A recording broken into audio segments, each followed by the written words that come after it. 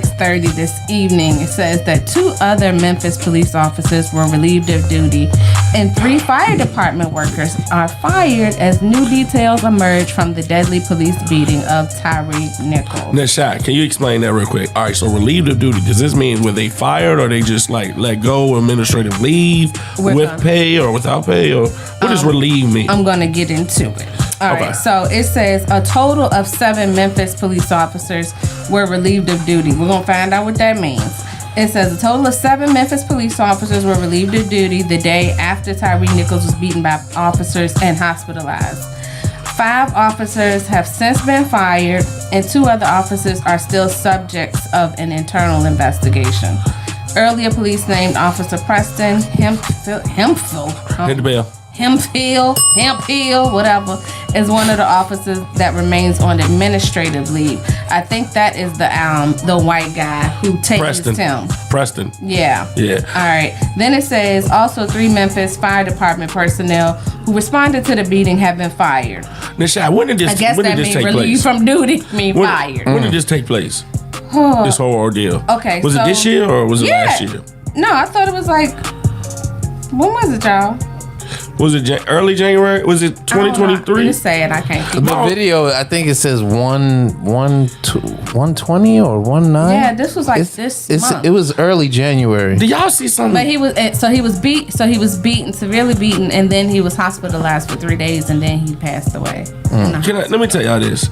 In the history of me looking at these kind of cases, I've never seen a turnaround time that fast. With I don't think we charges first of all being fired and then immediately charges are being filed, and the posting of the black officers. I'm not trying to say race has nothing to do. Their faces and their names. Usually they need to investigate before they release that information. Like, that is crazy. I think, personally, this is my opinion. My name's B Sounds. I think they're gonna make an example out of these. Oh yeah, you already know that. They'll burn them under the jail. They not the right color. Yeah. They not the right color for the delayed reaction case scenario that the Caucasian officers usually receive.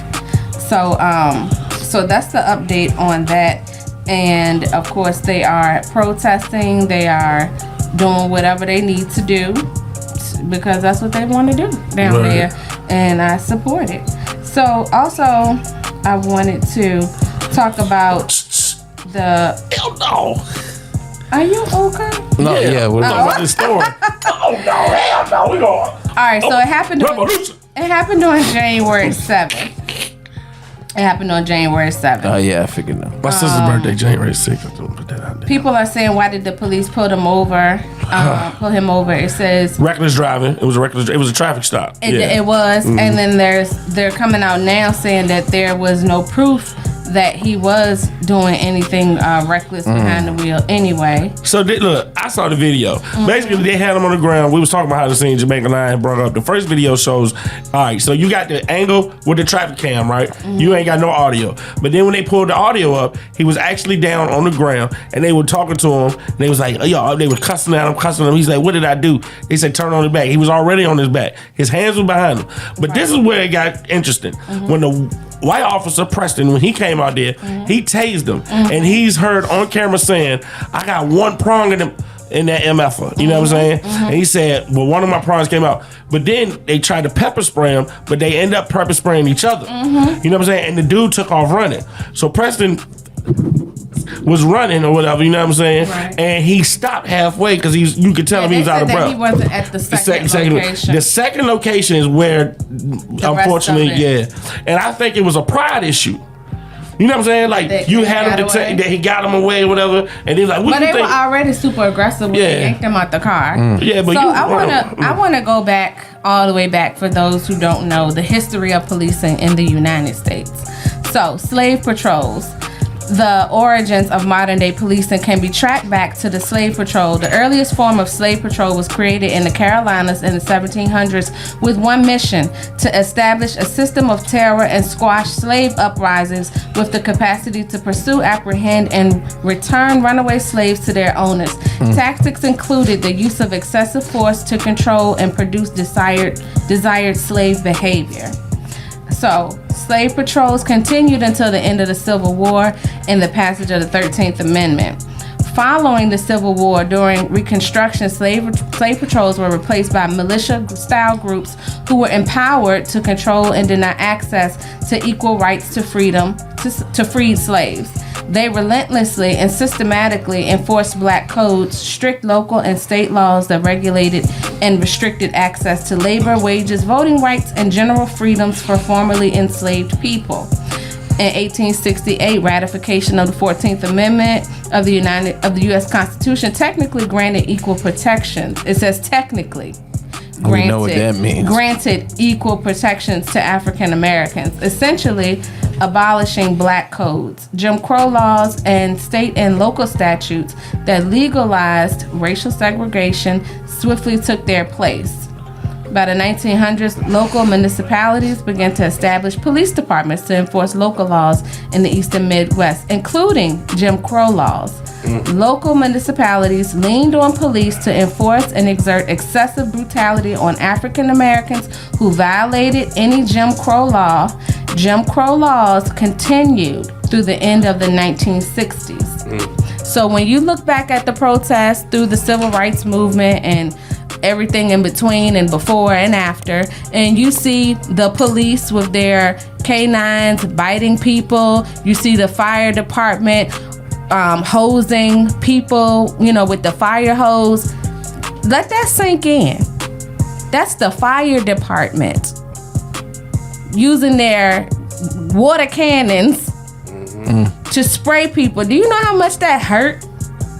The fire department did that. Yeah. And sometimes they would just sit down and look at the people houses burn. That's another thing. Yeah, that's another thing they did. Black people had to put out their own house fires. So when we talk about everything that's happening now, and people say that the system is broken, this system is not broken. This is the system that was built, and this is the system that's still here, and this is the system that still exists. And what's crazy about that, man? I'm just reading on what you was talking about. They just, breaking news about the two people getting EMTs just got to just a few minutes ago got fired. EMTs are supposed to make you feel safe. You know what I'm saying? If they see something out of the ordinary, even though they if you see a police officer, they should have spoke up and did something, man. You know what I'm saying? You supposed to be there to help people. Well, let me tell you about EMTs. So I was just watching a YouTube video about two EMTs that showed up to a house. In the KKK? No, it was a white woman who a black man and a white woman were a couple. The black man was he was hallucinating because he was going through alcohol withdrawals. He hadn't had a drink in 3 days. For people that don't know, 3 days. For people who don't know, if you are an alcoholic and you are highly addicted to alcohol, stop. If you stop drinking alcohol, your body will literally shut down and you will die. You have to wean yourself off of drinking alcohol. So he was doing his own detox. Oh, okay. Is that the word? Mm-hmm. Yeah, he was doing his own detox at home. So after 3 days, he was hallucinating. He called the police himself to take him to the hospital. Well, I guess he thought an ambulance was coming. An ambulance came. The police came first. It was like 3 officers in his room talking to him. You can hear like some Zen music playing in the background. Like the lady was clearly doing all she could for her boyfriend or husband to make sure he was comfortable while he was going through this process. But as the police were there, they were talking to him really nice. I mean, he was clearly hallucinating. He was rolling on the floor. He was in bad shape. So as the EMS show up, the lady who comes is a white lady, and she walks in and she's telling him, I can't think of his name. She's like, Tyrone, get up. I'm sick of this. I'm not doing this today with you. Like she showed up and she was like, stand up. If you don't stand up, you're going to stay here. And then, so now the police turn more aggressive. Now they're picking up on her attitude. So they're like, Tyrone, come on, stand up. So they refused to bring the stretcher in the house to get him on the stretcher. They made him walk outside. He was falling like in the house. His legs were literally weak. They would pick him up. He would stand up for 1 second and fall. He fell like 4 times with them trying to get him to the front door. Then when they get him outside on the stretcher, they strap him in the stretcher face down. The white man who is the EMT, you can see him tighten the strap, like super tight, like you strapping a couch down. What? On the back of your pickup truck. He's face down. Get him to Put him in the ambulance. Get him to the hospital. He's dead on arrival, suffocated. Come on, man. Really? Wow. That's terrible. Were they thinking, Shy, were they thinking to, The lady didn't take his vital signs. She did not do anything. She showed up. She said, get up. We're not doing this today. Da-da-da. Like she was having a bad attitude.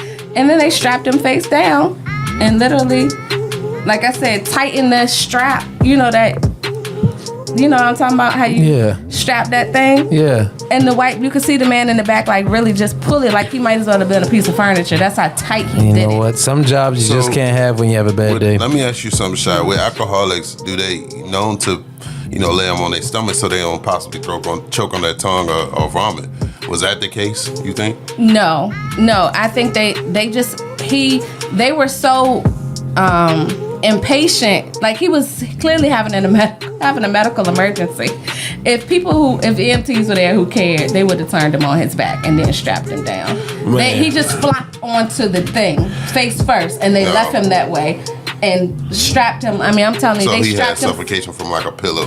They strapped. You know how you strap somebody down? They strapped him down face down and tightened the thing like you would tighten your couch when you're going to pick it up from somewhere to make sure it don't fly out the truck. I don't see the meaning of strapping. I don't pick up my couch. They deliver. So he wouldn't fall out, but they strapped him so Talk on the tight. mic. Talk on the mic. They strapped him. You have to see the video. The whole thing is on video. That's terrible. We're going to continue that conversation right there on _Dinnerplate Facebook, Instagram page. Shy, what's your Instagram? Shy Love Radio Uncut on everything. Appreciate the stories. Hey, look, when we come back, we got the Lions then. Y'all sit back, relax, buckle up, because we going to some other galaxy. Let's go. Yes, we need to get off of Earth.